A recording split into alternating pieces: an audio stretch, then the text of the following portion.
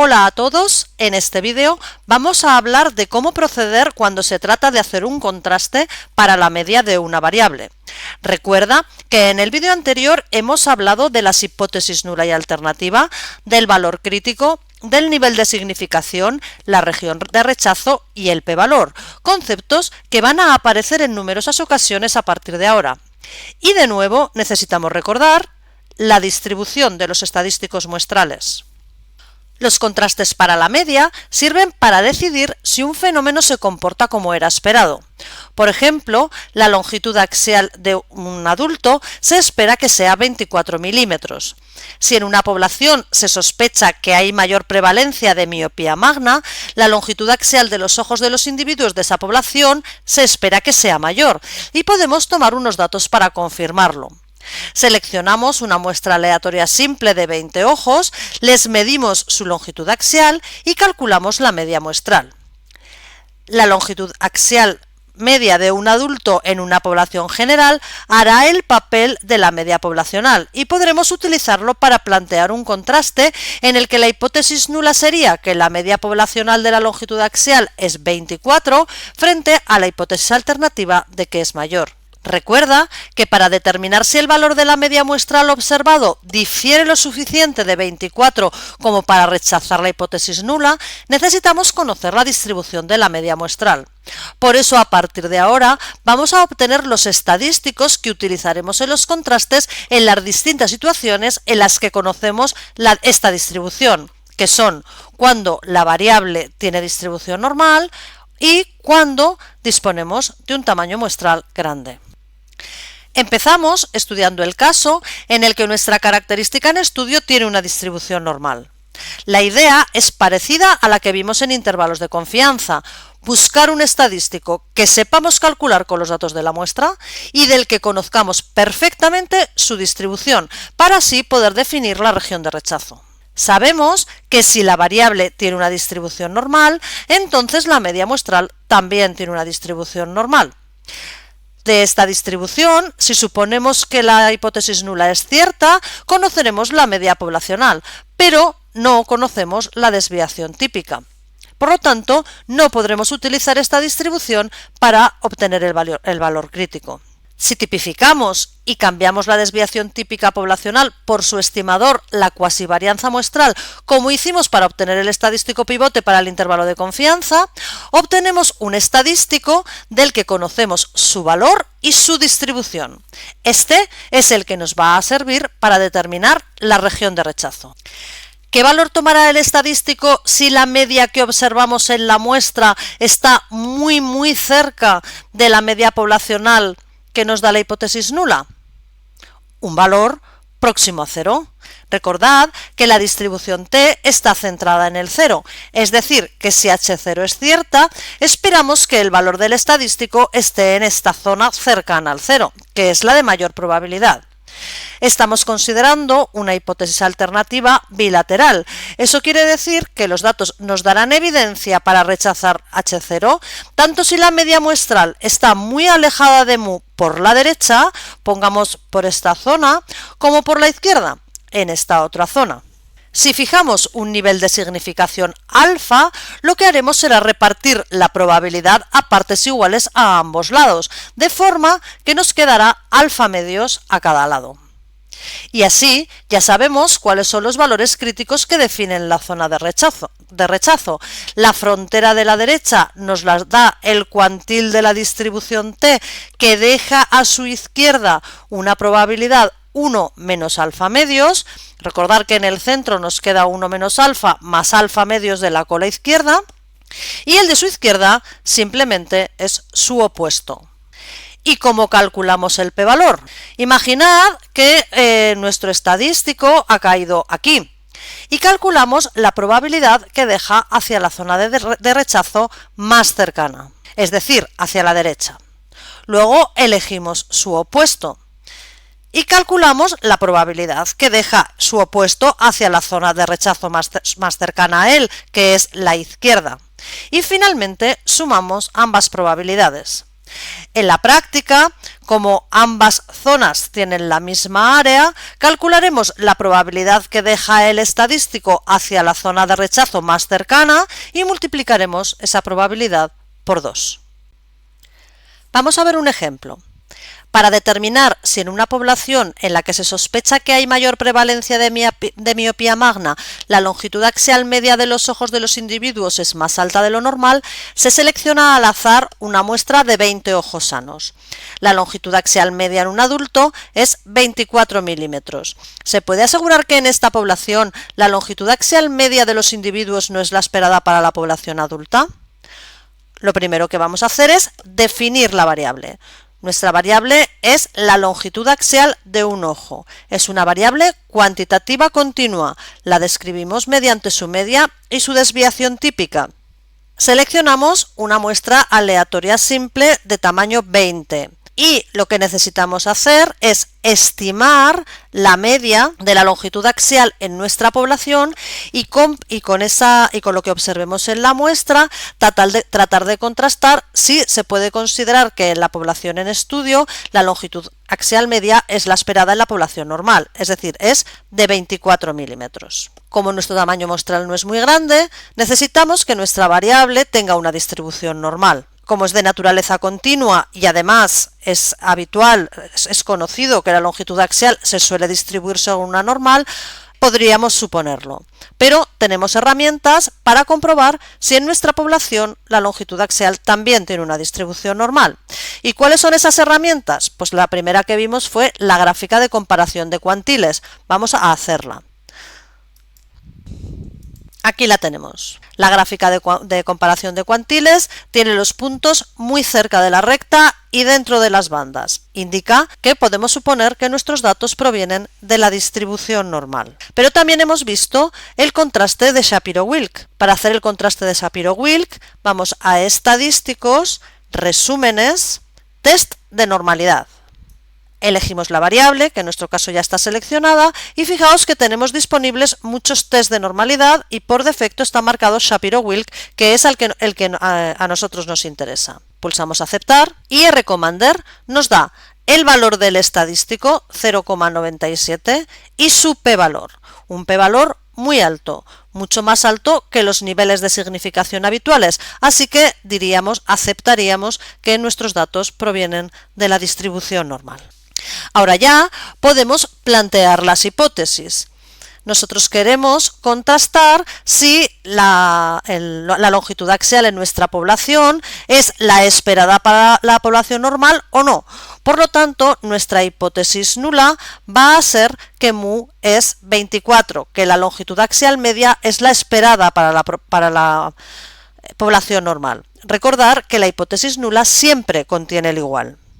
Y nuestra hipótesis alternativa va a ser que no lo es. Si la hipótesis nula es cierta, como hemos visto que podemos suponer que nuestra variable tiene una distribución normal, pues diríamos que nuestra variable tiene una distribución normal de media 24. Y lo que vamos a hacer ahora es utilizar los datos para contrastar si podemos suponer cierta esta hipótesis o no. Se trata de un contraste bilateral y conocemos cuál es la expresión del estadístico del contraste. Fijaos que necesitamos calcular la media muestral y la desviación típica muestral. Entonces vamos a Estadísticos, Resúmenes, Resúmenes numéricos y en Estadísticos voy a marcar la media, la desviación típica, voy a quitar lo que no necesito y voy a añadir también el error típico de la media porque es precisamente el denominador de mi estadístico. Pulso Aceptar. Y tengo que la media de la muestra es 25,7 milímetros y la desviación típica 1,428 milímetros. Por lo tanto, ya puedo sustituir en el estadístico del contraste. Lo voy a escribir aquí. A la media muestral, que la voy a copiar y pegar para utilizar todos los decimales, le resto la media que me da la hipótesis nula, que es 24, y esto lo divido por el error típico de la media.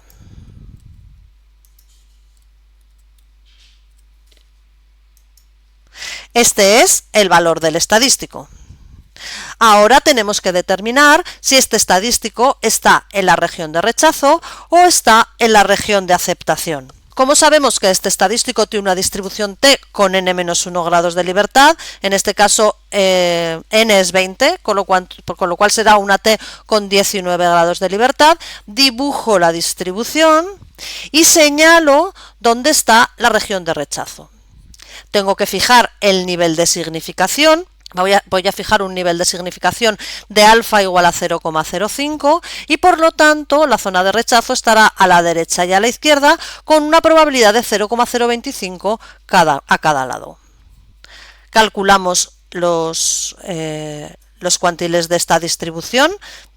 Vamos a distribuciones, distribuciones continuas, distribución t, cuantiles de la distribución t.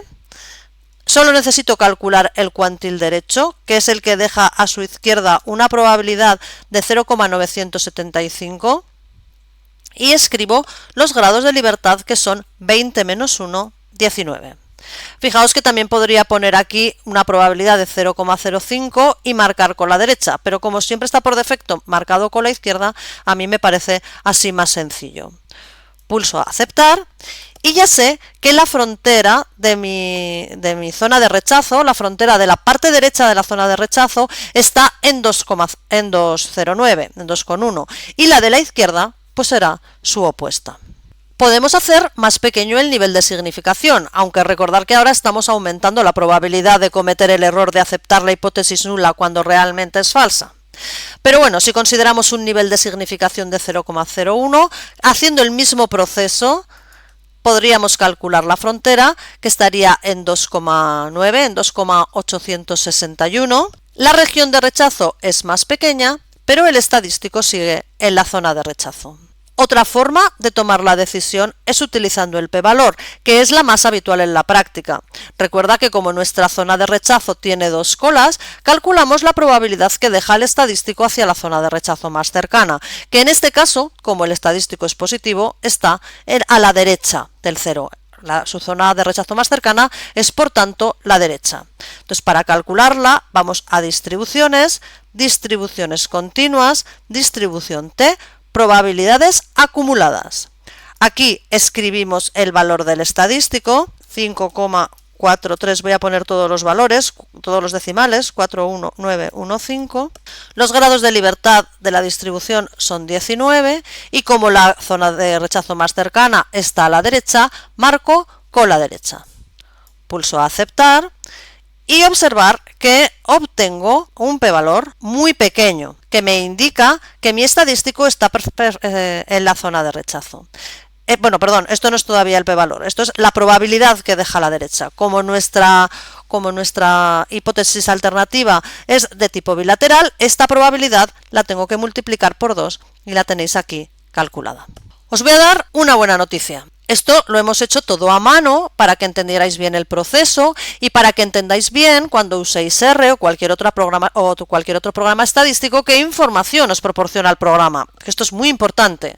Además, resulta muy útil cuando no tenemos un archivo de datos porque la información la estamos leyendo, por ejemplo, en un artículo de investigación. Cuando tenemos un archivo de datos, lo lógico es utilizar el programa para hacer todo esto.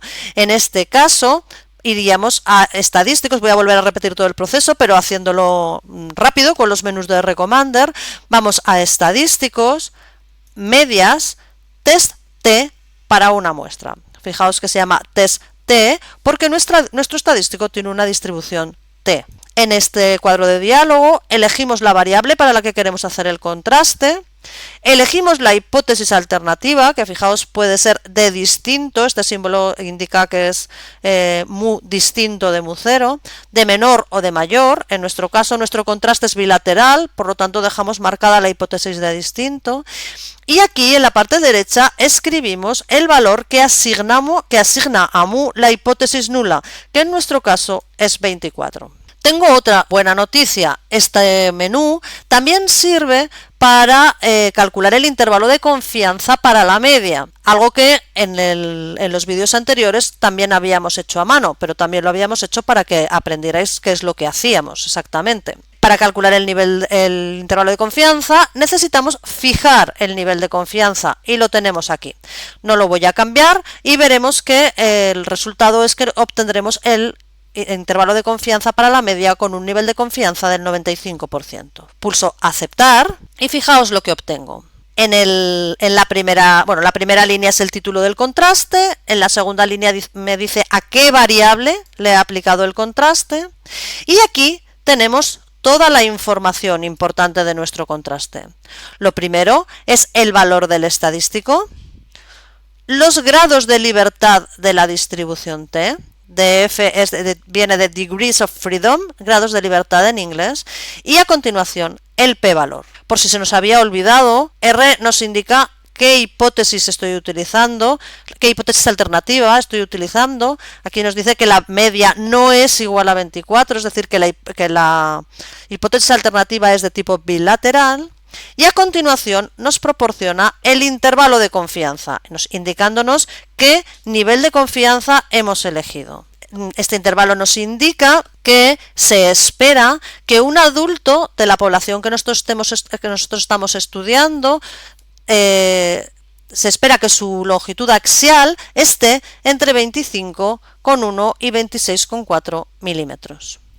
Por último, nos da el estimador puntual de la media, es decir, la media muestral. Y eso es todo por ahora. En el próximo vídeo veremos los contrastes unilaterales para la media de una variable normal.